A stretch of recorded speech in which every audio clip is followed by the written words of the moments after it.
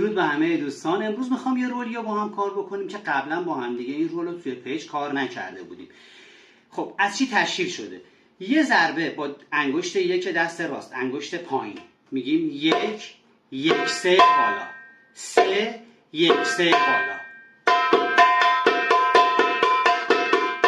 1 1 3 بالا، 3 1 3 بالا.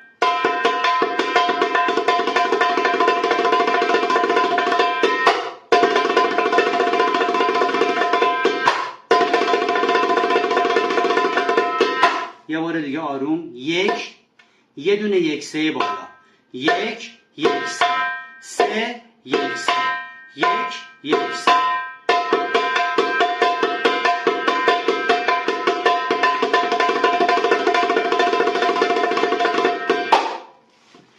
امیدوارم که به دردتون بخوره. تمرین کنید با سرعت پایین، یواش یواش سرعتتون رو بالا ببرید. اگر دوست داشتید سیوش کنید، لایک کنید، برای دوستای علاقه‌مندتون ارسال کنید.